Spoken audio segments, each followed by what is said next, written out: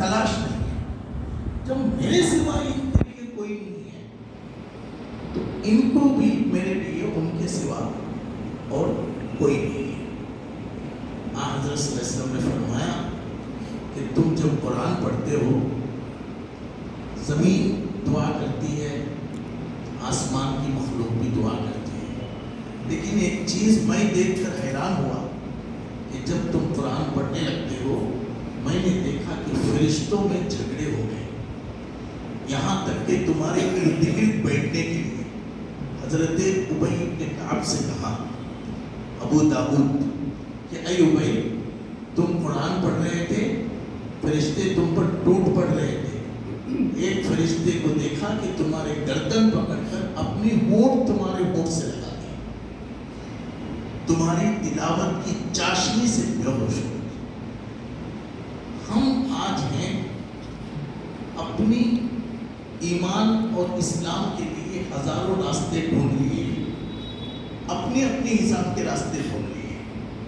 ہم اپنی ہدایت, اپنا ایمان, اپنا اسلام مختلف طریقوں سے لیتے ہیں, لیکن اللہ تعالیٰ نے ہدایت کے جو راستہ بتائے تھے وہ صرف اللہ کی کتاب تھی. اس کے علاوہ دوسری کوئی چیز کائنات میں ہدایت کی ضمانت نہیں ہے. اس چیز کو آپ اندازہ کریں, صحابہ میں نمازی 100 تھے, 100% نمازی, 100% روزے دار, 100% حاجی, یعنی جن کو طاقت ہے, فرض جن پر ہے انہوں 100% حاجی, 100% قرآن کے پڑھنے والے, 100% قرآن کے جاننے والے. ہمارا معاملہ یہ ہے ہم میں 10% نمازی ہے اس وقت ایک جائزے کے مطابق, 12% روزے دار ہیں, 8% زکات دینے والے ہیں, 6% لوگ حج کرنے والے ہیں. آج کے, پہلے یہ بہت کم تھا گراف, یہ آج کی ہماری حالت ہے. لیکن قرآن پڑھنے والے 1% بھی نہیں, قرآن پڑھنے والے 1% بھی نہیں ہے, آتا ہی نہیں ہم کو. اس کے اوپر یہ جیسا قرآن کو پڑھنا چاہیے ویسا قرآن پڑھنے والے -3% بھی نہیں, 0.3% بھی نہیں. خود عالم ہو کر, حافظ ہو کر قرآن کو مخرج کے ساتھ پڑھنا مشکل ترین کام ہے. ہزاروں میں ایک ہوتا ہے. اس کی بڑی عجیب بات ہے. اب چلیے یہ ایک ہم نے سمجھا ایک چیز نہیں, اس میں بڑی اہم بات ہے. ہم اگر نماز پڑھیں, روزہ رکھیں, اسلام لائیں, ہم کو اسلام کہاں سے ملے گا؟ قرآن سے ملے گا. بہت کلیئر بات ہے. ہم اگر روزہ رکھیں, ہم روزہ دار ہیں, جہاں سے لینا ہے وہ ہم کو آتا ہی نہیں ہے.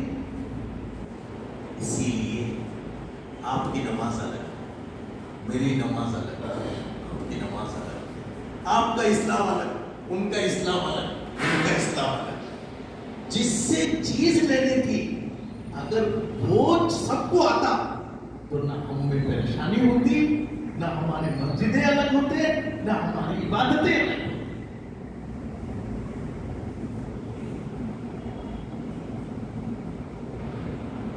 کیسے ہو سکتا ہے؟ جو مرجع ہے, سورس ہے, سورس نہیں ہے. ہم سب نماز ہیں. نماز ہم کو کہاں سے لینا تھا؟ قرآن سے. اللہ ہمیں قرآن سے نزدیک ہونے کی توفیق عطا فرمائے. رسول اکرم صلی اللہ علیہ وسلم ہر چیز میں قرآن کو آگے رکھا. میں نے ایک سورت پڑھی, اس کے بارے میں گفتگو کرنی تھی لیکن ایک طرف نکل گئی بات, شاید وہ بھی ضروری بات تھی. حضور اکرم صلی اللہ علیہ وسلم ہر چیز میں قرآن کو آگے رکھتے. آپ خود قرآن کے عاشق تھے, آپ کے چاہنے والے قرآن کے عاشق تھے. صحابی کے متعلق آپ یہ نہیں سنیں گے انہوں نے دم کیا سمندر سوکھ گیا، مردے کو زندہ کیا، یہ کیا وہ، یہ ساری باتیں آپ ان کو سنیں گے کہ کسی کو حضور نے کہا بھائی سب تھکے سب سو جاتے ہو؟ ہاں سب سو جائیں گے۔ کوئی پہرا دے گا؟ کہا حضور میں پہرا دوں، جو پہرا دے گا اس کے لیے جنت ہے۔ تو ایک نے کہا حضور مجھے بھی نیند آ رہی لیکن جنت ہے میں پہرا دوں۔ وہ سب سو گئے بیچارے، وہ بھی تھکا ہوا تھا۔ تو انہوں نے کہا بھائی اب بیٹھوں کا تو نیند آ جاتی ہے۔ تو انہوں نے اونٹ کی چٹیل پر پاؤں رکھا، وہ ہمیشہ ہلتا رہتا۔ آپ نے بیل کو بیٹھا ہوا دیکھا تو اس کی اوپر والی چمڑا ہمیشہ شیورنگ میں رہتی ہے، تو اس نے اس پر ٹیک لگایا تاکہ نیند نہ آئے، لیکن اتنا تھک گیا تھا، نڈھال ہو گیا تھا، اس میں بھی اونگنی آ رہی تھی۔ تو اس نے کہا نہیں اب نہیں ہوگا، تو اس نے اٹھ کے نماز کی نیت باندھ دی اس صحابی نے، اور جیسے ہی سورہ کہف کی تلاوت شروع کی پتہ ہی نہیں چلا رات کیسے گزر گئی۔ ایسی شغف اللہ نے ان کے اندر، اللہ نے ان کے دل میں ایسی محبت قرآن کی ڈال دی، اس لیے ان میں ٹکراؤ بھی ہوئے، ان کی باتوں میں بحث بھی ہوئی، ان کی وقتی طور پر آپس میں متبھید بھی ہوئے، لیکن کہیں جادہ حق سے ہٹے۔ کیوں؟ رسی جس رسی سے بندھن تھی وہ قرآن تھی، جو ان کی ٹائی روپ تھی وہ قرآن تھی۔ کتنا بھی لڑو، کچھ بھی کرو، سب کچھ کر لو، لیکن مین اسٹریم کبھی نقصان نہیں پہنچتا تھا، اصل حقیقت کو کبھی نقصان نہیں پہنچتا تھا۔ کیوں؟ کیونکہ بندش قرآن کی تھی، حضور خود سامنے تھے، محبت رسول تھی، قرآن کے ساتھ وابستگی تھی۔ ایک صاحب تھے، بہت دردناک واقعہ ہے اسلام کی تاریخ میں۔ آپ کو پتا چلے کہ مکہ شریف میں مدینہ شریف والوں نے آ کر کہا کہ بھائی یا رسول اللہ آپ چلیے ہمارے یہاں، تو حضور نے فرمایا نہیں بھائی میں ایسے جا نہیں سکتا، نہیں ہمارے یہاں آپ یہ مکہ والے آپ کو بہت ستاتے رہتے ہیں، آپ ہمارے یہاں آ جائیے، ہم آپ کو عزت اور احترام سے رکھیں گے۔ اس دین کے اندر ہجرت بہت اہم چیز ہے۔ حضور نے فرمایا نہیں اس کی طرف مجھے اجازت ہے، یا رسول اللہ کوئی ایک آدمی کو دیجیے جو ہم کو پڑھائے، دین سکھائے۔ تو یوں ہی حضور کا ہاتھ بڑھا تو اس میں ایک بچہ بیٹھا، نوجوان 18 سال 19 سال بتاتے ہیں ابن کثیر وغیرہ، بہت خوبصورت تھے اور بہت سٹائلش، ان کو لے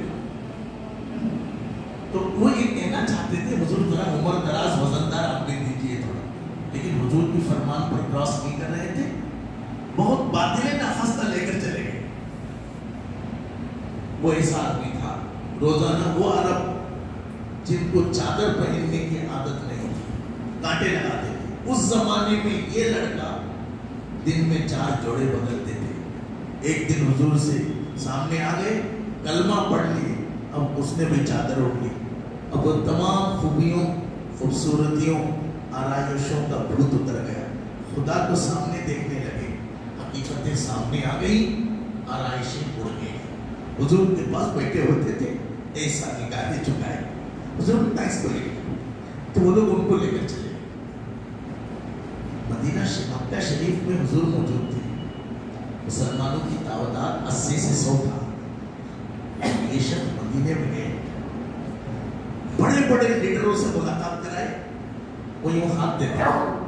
حضرت عبداللہ بن سلام کہتے ہیں کہ مصعب بن عمیر آئے، مجھ سے ہاتھ ملایا اور کہا اللہ ایک ہے، کہا میرا پورے جسم میں کب کبھی تاری ہو گئی اور میں کلمہ پڑھ لیا، جس کے ہاتھ رکھتے تھے کلمہ پڑھ لیتے تھے۔ 1 سال کے اندر مدینہ شریف میں مسلمانوں کی تعداد 500 ہو گئی، یہاں تک کہ جمعہ کی نماز مکہ شریف سے پہلے مدینہ شریف میں شروع ہو گئی، اسلام کا قلعہ بن گیا۔ گویا کہ مدینہ شریف میں آج بھی کوئی اگر کہے سبحان اللہ، اس کی نیکی حضرت مصعب بن عمیر کو پہنچے گا۔ اللہ آگ انہوں نے جلائی، نوجوان خوبصورت، لیکن اللہ کی محبت میں سراشار، احد کے میدان میں شہید ہو گئے۔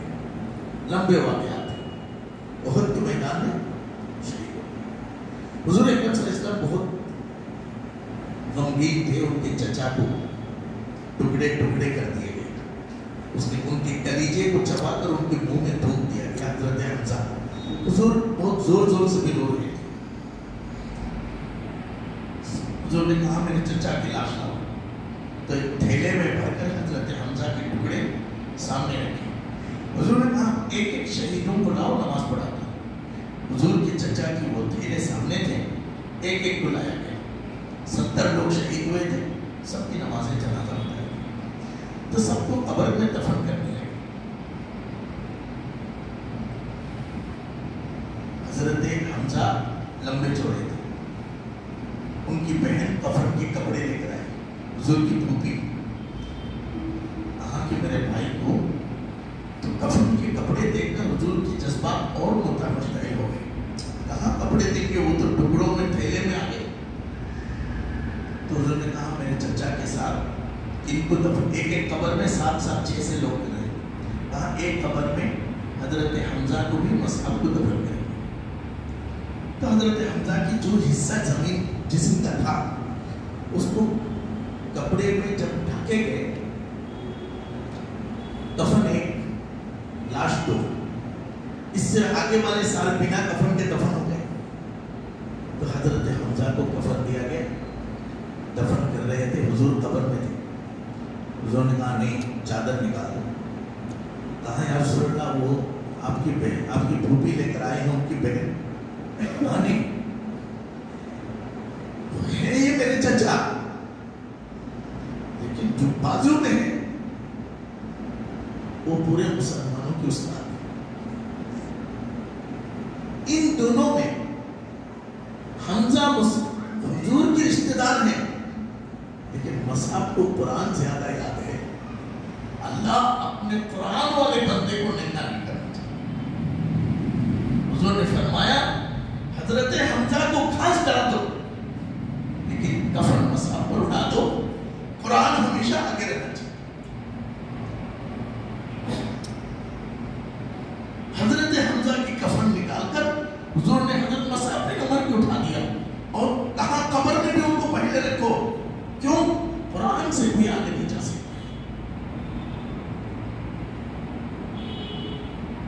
اللہ کے تبارک و تعالیٰ نے ہمارے تمام مسائل کے ساتھ ایسا نہیں ہے آپ کسی بھی حالت میں ہو، لیکن وہ جو ہم نے صحابہ کی حالت بیان کرتے ہیں وہ ہمیں اس لیے نصیب نہیں ہے کیونکہ ان کے تعلق قرآن سے تھا۔ ہم ہر جائی لوگ ہیں، کوئی گھنٹی میں بچ گئے، کوئی قوالی میں رہ گئے، کوئی گانا بجانے میں رہ گئے، کوئی اور کچھ میں رہ گئے، کوئی اس میں رہ گئے۔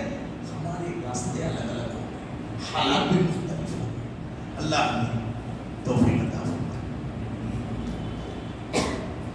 آخری وقت میں رسول اکرم صلی اللہ علیہ وسلم منگل کے دن آپ کی بیمار ہو گئے، آپ کی طبیعت خراب ہو گئی۔ چہارشنبہ کے دن آپ کی طبیعت بہت زیادہ بگڑ گئی، یہ جو جس کو آپ آخری چہارشنبہ بولتے ہیں، بہت زیادہ طبیعت بگڑ گئی۔ جمعرات، جمعہ، ہفتہ، اتوار کی شام کو یا پیر کی دن صبح صحابہ اکرام کو حضور نے بلایا، کہا کہ قلم پیپر لاؤ، مجھے کچھ لکھانا ہے۔ تو لوگوں نے کہا یا رسول اللہ بہت طبیعت ناساز ہے، آپ اچھے ہو جائیں گے، جو لکھانا ہے لکھائیے، اس وقت میں ہم آپ کو ہماری وجہ سے تکلیف لینے کی ہم برداشت نہیں کر سکتے۔ کہا کہ لاؤ لاؤ، لیکن حضور نہیں لائے۔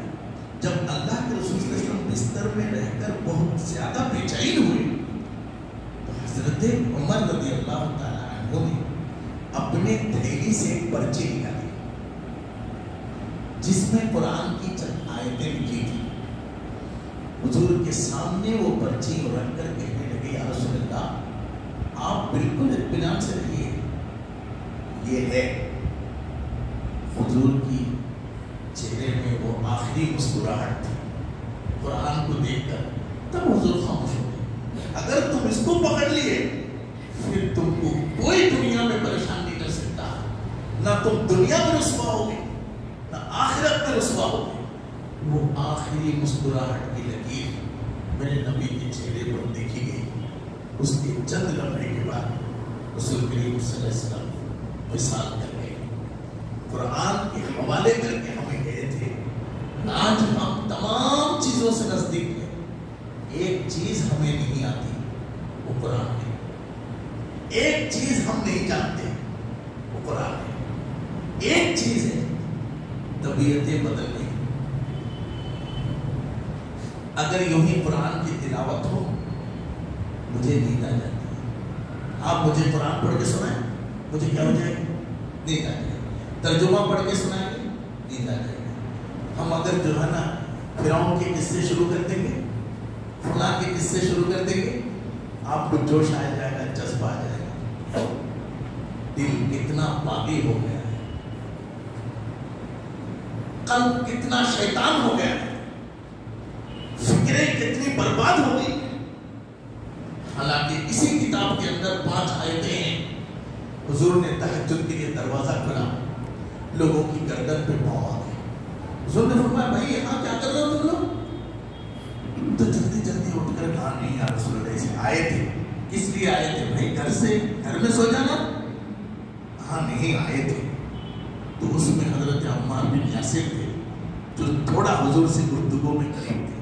تو انہوں نے کہا یا رسول اللہ ہمارے اللہ کیا دیتا ہے, اللہ کیا نازل کرتا ہے اس کو جاننے آئے تھے. قرآن کی کوئی آیت نازل ہوگی تو اس کو جاننے آئے تھے. قرآن نے کہا میرے بندے وہ ہیں جب کوئی آیت سنتے ہیں ان میں اشتیاق پیدا ہو جاتا ہے, مجھ سے ملنے کا شوق پیدا ہو جاتا ہے, ہمیشہ تڑپ ہوتا ہے میرے رب نے کیا کہا. ہم نے کبھی سوچا کہ ٹوپی کے بارے میں میرے رب نے کیا کہا؟ کبھی ہم نے سوچا بھائی یہ کام میرے یہاں گھر میں بچہ پیدا ہوا میں یہ سوچوں میرے رب نے کیا کہا اس کے بارے میں. ہمارے گھر میں نکاح ہے میرے رب نے کیا کہا. ہم کپڑے خریدیں گے میرے رب نے کیا کہا. میں بکرے ذبح کروں میرے رب نے کیا کہا. میں نماز پڑھوں میرے رب نے کیا کہا. اپنی زندگی کی نقل و حرکت میں میرے دماغ میں یہ سوچ آئے کہ اس کے بارے میں میرے رب نے کیا کہا, اس نے کیا کہا, اس نے کیا کہا, اس نے کیا کہا. 50 چوکھٹوں پر سر مارتے پھرتے ہیں, کبھی ہمارے دماغ میں یہ نہیں آیا کہ اس کے بارے میں میرے اللہ نے کیا کہا, میرے مالک نے کیا کہا. کچھ نہیں کہا. کہاں ہے؟ عورت کو شوہر نے طلاق دے دی, بچے گود میں لے کر حضور کے چوکھٹ پہ آ گئے. حضور 2 بچوں کو رکھ کر اس نے مجھے طلاق دے دی, میں کیا کروں؟ ابھی حضور جواب ہی دے رہے تھے اللہ نے سورہ مجادلہ نازل کر دی اور اللہ نے کہا قد سمع اللہ قول التی تجادلک فی زوجہا.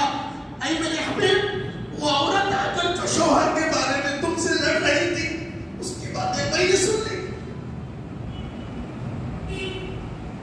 ابھی دماغ میں کیوں نہیں آیا کہ اس کے بارے میں میرے رب نے کیا کہا, اس نے کیا کہا, اس نے کیا ضرورت ہے ہم کو.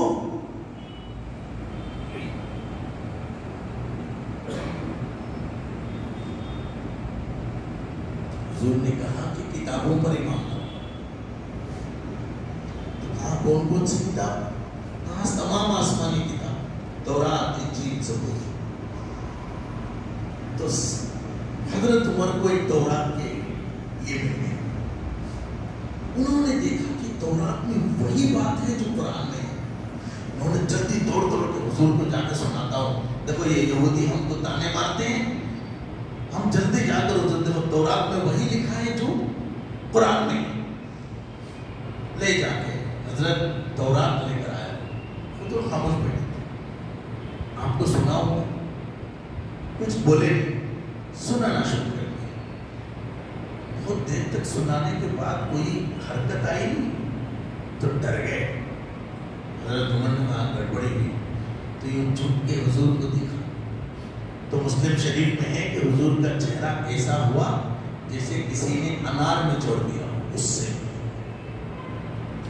سنا رہے تھے کیا؟ تورات آسمانی کتاب، اللہ کی کتاب، نبی پر نازل ہونے کی کتاب، قرآن میں اس پر ایمان لانے کے لیے 38 بار حکم ہے. اس کتاب کا ٹکڑا سنا رہے تھے، حضور کو غصہ آیا. غصہ کیوں آیا؟ یہ ہے بات.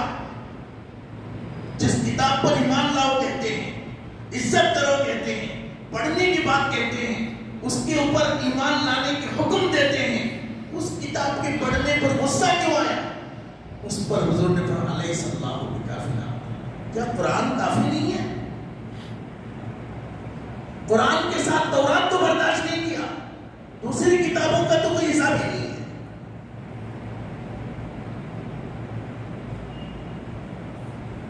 اس لیے جو چاہیں ہم کر سکتے ہیں، لیکن ہمارا مرکز قرآن.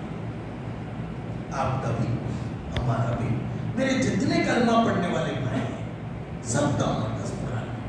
اگر قرآن مرکز ہو جائے گا تو ہم مرکز ہو جائیں گے، ہم سینٹرلائز ہو جائیں گے. اللہ ہمیں توفیق عطا فرمائے. سورت بڑی تھی، اس کے اوپر آخری بات 2 منٹ میں بات عرض کر دیتا ہوں. یہ سورہ ہے، اس پر ایک ہی آیت پر آپ گفتگو ہے چند منٹ میں، برکتن جو بڑی تھی عرض کر دیتا ہوں. دنیا عمل ہے، اس کا حساب کتاب قیامت کے دن ہوگا.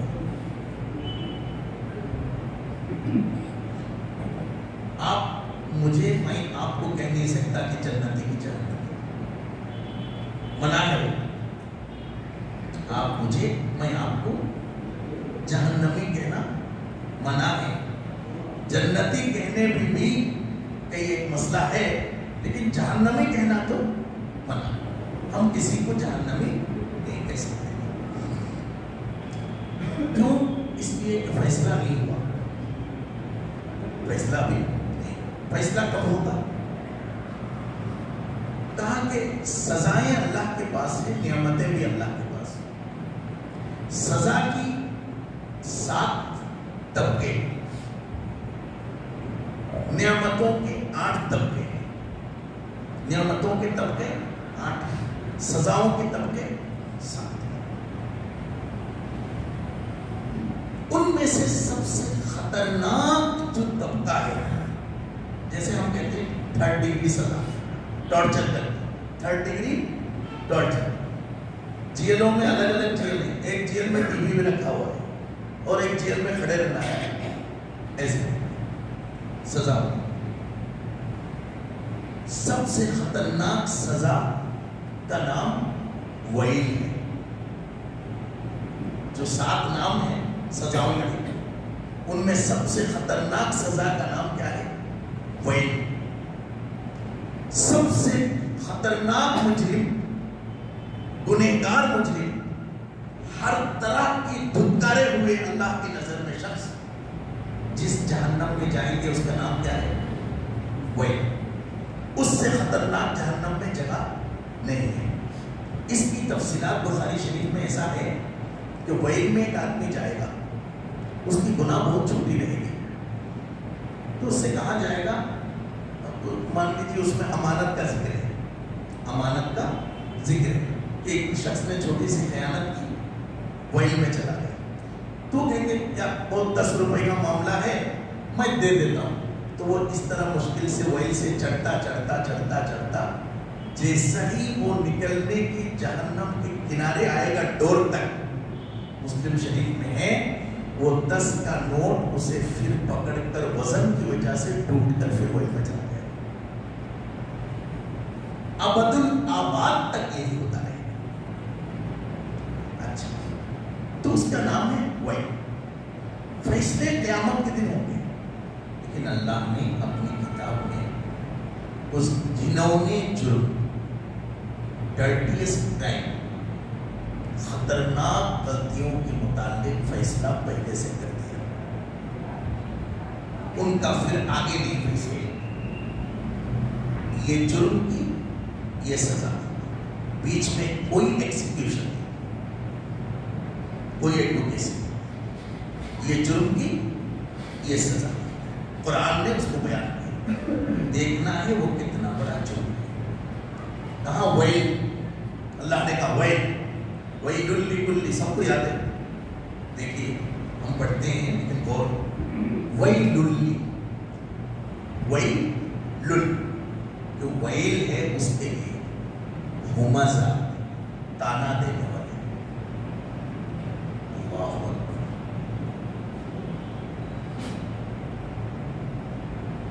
ایک دوسرے کو جو تانا دیتے ہیں، اللہ نے کہا اس کی جگہ وہی ہے۔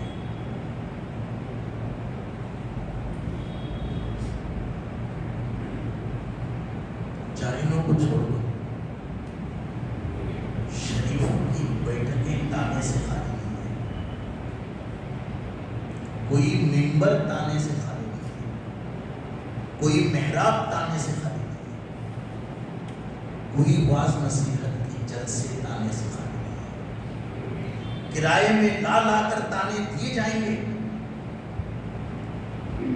پیسے خرچ کر کے تانے کے پروگرام بنائے جائیں گے۔ جتنا جاہل تانے دیں گے اس کے 10 گنا زیادہ عالم تانے دیں گے۔ آپ کو دین پھیلانے میں تانے کی ضرورت کیوں پیش آتی ہے؟ آپ کو حضور کی محبت ثابت کرنے تانے کی ضرورت کیوں پیش آتی ہے؟ آپ کو اپنا حق پھیلانے کے لیے تانوں کی ضرورت کیوں پیش آتی ہے؟ 10 لاکھ حدیثیں ہم تک پہنچی ہیں، 10 لاکھ حدیثیں ہم تک پہنچی ہے، ایک حدیث میں اللہ کے رسول کو کسی کو تانے کی ضرورت نہیں پڑی۔ یہودیوں کو تانا نہیں دیا، نصرانیوں کو تانا نہیں دیا، بتوں کو تانا نہیں دیا، مندروں کو تانا نہیں دیا۔ میرے نبی نے پوری دنیا بدل دی بنا تانے کے، آپ کو کیوں تانوں کی ضرورت پڑتی ہے؟ کیا دل توڑ کر اسلام پھیلانا ہے؟ بے عزت اور رسوا کر کے اسلام پھیلانا ہے؟ خدا نے کہا شراب پیو گے حساب میں قیامت کے دن کروں گا، زنا کرو گے قیامت کے دن کروں گا، جوا کھیلو گے قیامت کے دن کروں گا، لیکن تانا دو گے ویل، فیصلہ یہاں سے۔